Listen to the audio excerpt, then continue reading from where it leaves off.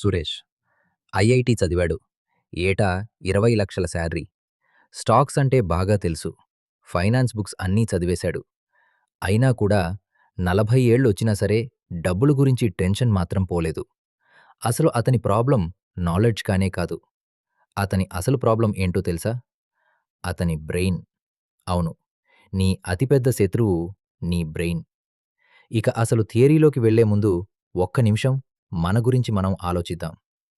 అమెజాన్‌లో ఎప్పుడైనా today only offer చూడగానే మనకు అసలు అవసరం లేకపోయినా టక్కున కొనేశామా? రాత్రి 11 అవుతున్నా, బడ్జెట్ గుర్తున్నా సరే పక్కన పెట్టేసి స్విగ్గీ ఓపెన్ చేసి ఆర్డర్ పెట్టేశామా? యూపీఐలో పేమెంట్ చేసేటప్పుడు అదే చేతిలో నుంచి క్యాష్ తీసి ఇచ్చినప్పుడు కలిగే ఆ పెయిన్ ఏమైనా ఫీలయ్యామా? అవ్వలేదు కదా! అందుకే మనకు తెలియకుండానే ఎక్కువ ఖర్చు అయిపోతుంటుంది. కానీ వినండి, ఇవి అసలు మీ తప్పులే కావు. మీకు డిసిప్లిన్ లేదు అని కూడా కాదు. నిజం చెప్పాలంటంటే మన ఎమోషనల్ వైరింగ్ మనల్ని అలా ట్రిక్ చేస్తోంది అంతే. ఎందుకు? ఫైనాన్స్‌లో ఒక పెద్ద అబద్ధం దాగుంది. అందరూ ఒకటే చెప్తుంటారు. సిప్ చెయ్యి, ఇండెక్స్ ఫండ్‌లో పెట్టు, డైవర్సిఫై చెయ్యి అని. మనకి ఆ రూల్స్ తెలుసు, ఆ థియరీ తెలుసు. అయినా కూడా కరెక్ట్‌గా శాలరీ వచ్చిన రోజు సేవ్ చేయలేం. మార్కెట్ పడిపోయినప్పుడు ధైర్యంగా బై చెయ్యం. పైగా భయపడి పానిక్‌లో సెల్ చేస్తాం. ఇది లాస్ వస్తుంది అని తెలిసినా సరే ఎప్పటికైనా రికవర్ అవుతుందిలే అని ఆ స్టాక్‌ని వదలకుండా పట్టుకుంటాం. చూశారా? మనకు తెలుసు కానీ మనం చెయ్యం. ఈ గ్యాప్‌ని ఫైనాన్స్ ఎప్పుడూ ఎక్స్‌ప్లెయిన్ చేయలేకపోయింది. ఎందుకంటే ఇది అసలు ఫైనాన్స్ ప్రాబ్లమే కాదు. ఇది పక్కాగా హ్యూమన్ సైకాలజీ ప్రాబ్లమ్. మరి ఈ ప్రాబ్లమ్‌కి ఆన్సర్ ఎక్కడుంది అంటారు? ఎక్కడో కాదు, ఒక షాకింగ్ ప్లేస్‌లో ఉంది. అదే అడవిలో. ఇక్కడ మనం ఒప్పుకోవాల్సిన ఒక నిజం ఉంది. చాలామంది ఇది చెప్పరు.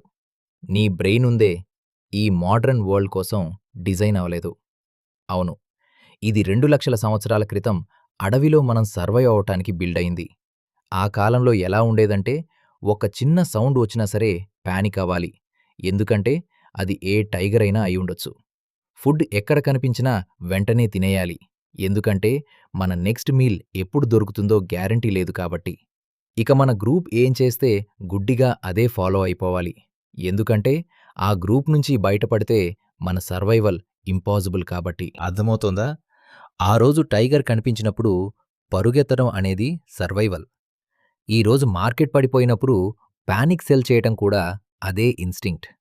అదే పాతకాలపు ప్రిమిటివ్ సాఫ్ట్‌వేర్. ఇప్పుడు స్టాక్ మార్కెట్‌లో కూడా డెసిషన్స్ తీసుకుంటోంది. 2 లక్షల సంవత్సరాల old brain, 2026 stock market miss match. అంటే మనం చేసే మిస్టేక్స్ అన్నీ ఓకే అని నేను అనట్లేదు. కానీ దానికి రీజన్ ఏంటో ఇప్పుడు క్లియర్‌గా తెలుస్తోంది కదా! నువ్వు స్టూపిడ్ కాదు. నీ సర్వైవల్ ఇన్‌స్టింక్ట్స్ చాలా యాన్షియంట్ అంతే. దీనికో చిన్న ఎగ్జాంపుల్ చెప్తాను చూడు. మన అమ్మ ఎప్పుడూ ఆ డబ్బులేవో సేఫ్‌గా ఎఫ్‌డీలో పెట్టుకోవచ్చు కదరా అని ఎందుకంటుందో తెలుసా? ఎందుకంటే ఏదీ ఖచ్చితంగా తెలియని ఆ అన్‌సర్టనిటీని హ్యూమన్ బ్రెయిన్ బాగా హేట్ చేస్తుంది. అదే ఎఫ్‌డీ అయితే వచ్చేది 8% రిటర్న్ అయినా సరే ఎంత వస్తుందో ప్రెడిక్టబుల్‌గా ఉంటుంది కాబట్టి చాలా సేఫ్‌గా ఫీలవుతుంది.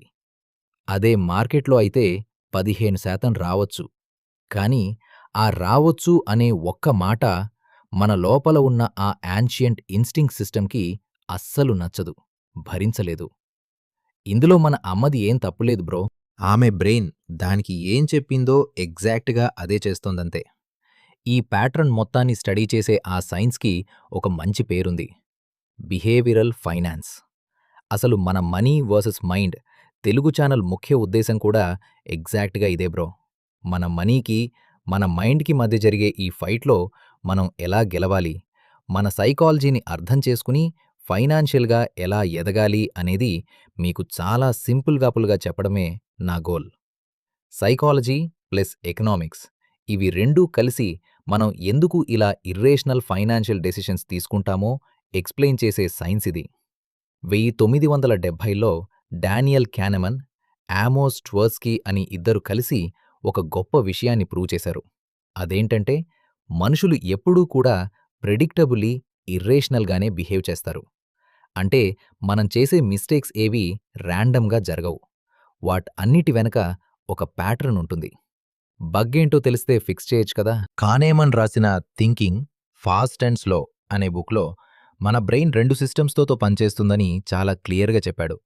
సిస్టమ్ 1 ఇది చాలా ఫాస్ట్, ఆటోమేటిక్ అండ్ ఎమోషనల్.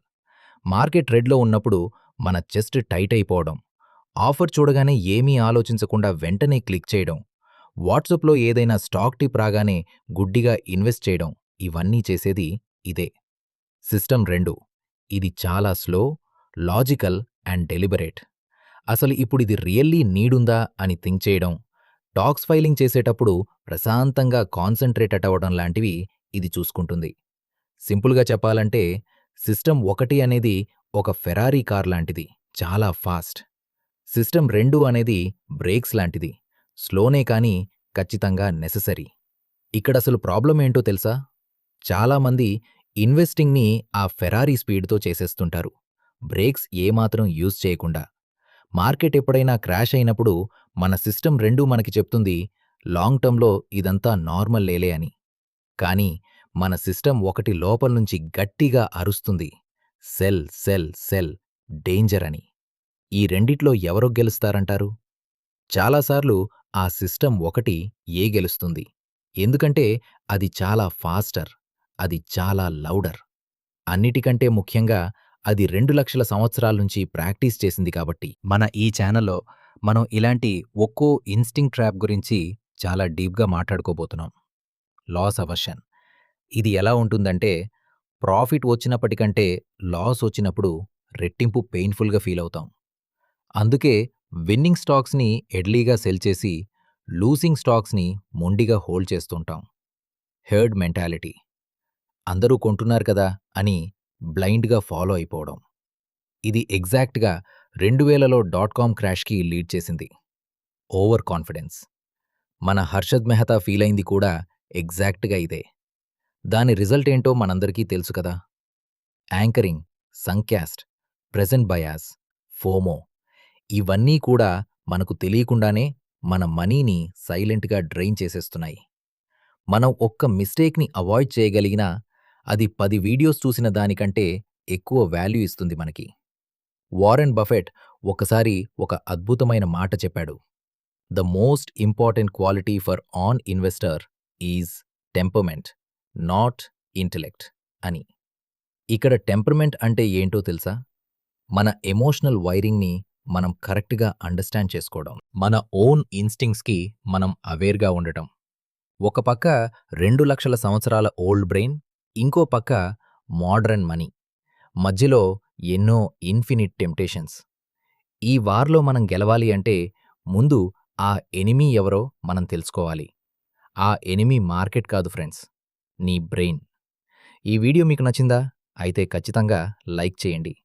మీ ఫ్రెండ్స్‌లో ఎవరికైనా ఇది ఉపయోగపడుతుంది అనిపిస్తే షేర్ చేయండి. వాళ్ళకి కూడా ఇది ఖచ్చితంగా తెలియాలి. మన నెక్స్ట్ వీడియో లాస్ అవర్షన్.